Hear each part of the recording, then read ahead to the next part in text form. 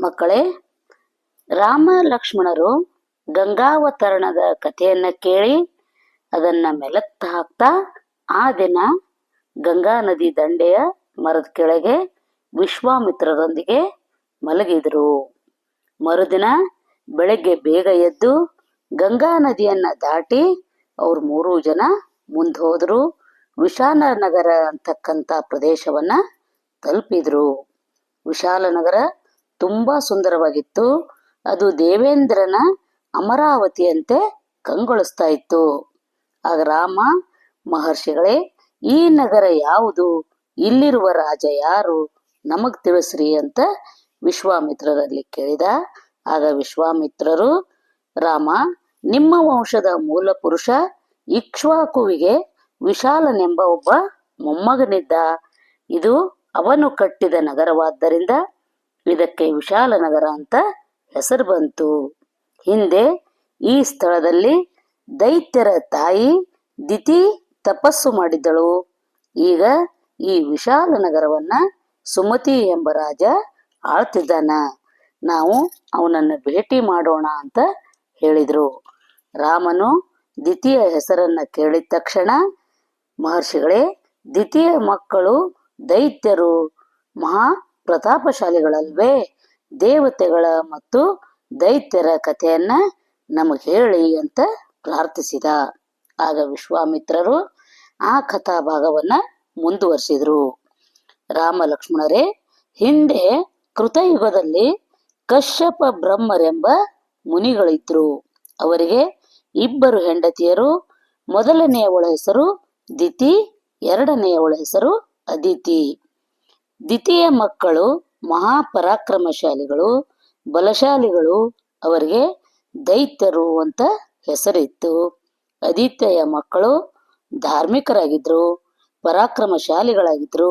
ಅವರೂ ಸಹ ಬಲಶಾಲಿಗಳಾಗಿದ್ರು.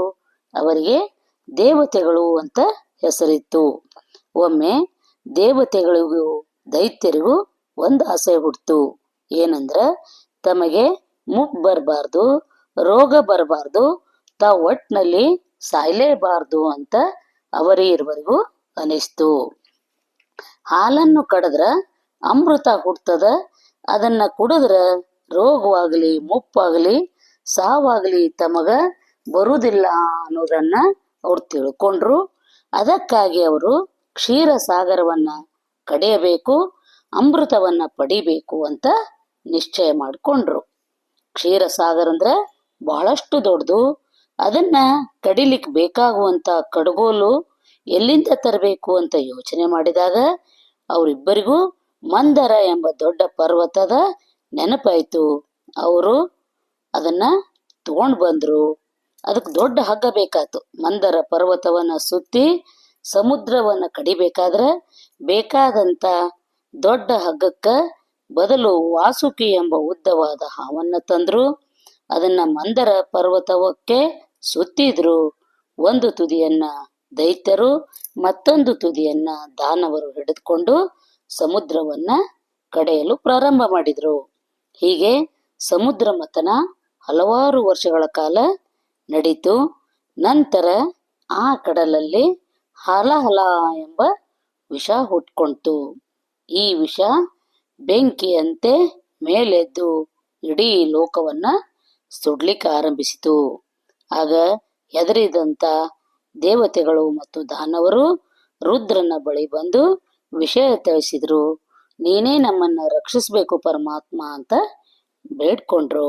ಆಗ ರುದ್ರದೇವರು ಅವರೊಡನೆ ಸಮುದ್ರ ಮಥನ ನಡೆಯುವಂತ ಸ್ಥಳಕ್ಕೆ ಬಂದು ಆ ಹಾಲಾಹಲವನ್ನು ಒಂದೇ ಗುಟುಕಿನಲ್ಲಿ ಕುಡಿಲಿಕತ್ರು. ಅಲ್ಲೇ ಪಕ್ಕದಲ್ಲಿದ್ದಂತ ಪಾರ್ವತಿ ಇನ್ನ ಶಿವನಿಗೆ ಏನಾಗುತ್ತೋ ಅನ್ನುವಂತ ಭಯದಲ್ಲಿ ಅವನ ಕುಡಿಯದಂತೆ ಗಂಟಲನ್ನ ಹಿಡಿದು ತಡೆದ್ಲು. ಅಂದಿನಿಂದ ಶಿವನ ಕಂಠ ನೀಲಿ ಆಯ್ತು. ಅಂದಿನಿಂದ ಶಿವನಿಗೆ ನೀಲಕಂಠ ಅಂತ, ವಿಷವನ್ನ ಕುಡಿದುದರಿಂದ ವಿಷಕಂಠ ಅಂತ ಹೆಸರು ಬಂತು.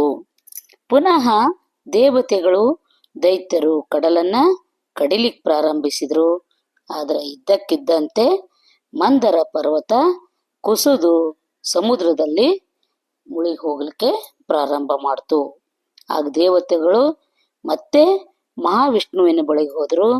ಮುಳುಗಿ ಹೋಗುತ್ತಿರುವಂತ ಮಂದರ ಪರ್ವತವನ್ನ ಹೇಗಾದರೂ ಎತ್ತಿ ಹಿಡಿಬೇಕು ಅಂತ ವಿಷ್ಣುವಿನಲ್ಲಿ ಕೇಳಿಕೊಂಡ್ರು. ಆಗ ಮಹಾವಿಷ್ಣು ಆಮೆಯ ರೂಪವನ್ನ ತಾಳಿದ. ಅದೇ ಕೂರ್ಮ ಅವತಾರ, ದಶಾವತಾರಗಳಲ್ಲಿ ಒಂದು ಅವತಾರ ಅದು. ಸಮುದ್ರದಲ್ಲಿ ಆ ಆಮೆ ಇಳಿದು ಮಂದರ ಪರ್ವತವನ್ನ ತನ್ನ ಮೇಲೆ ಎತ್ತಿ ಹಿಡಿತು. ಆಗ ಮತ್ತೆ ದೈತ್ಯ ದಾನವರು ಸಮುದ್ರ ಮಥನವನ್ನ ಪ್ರಾರಂಭ ಮಾಡಿದ್ರು.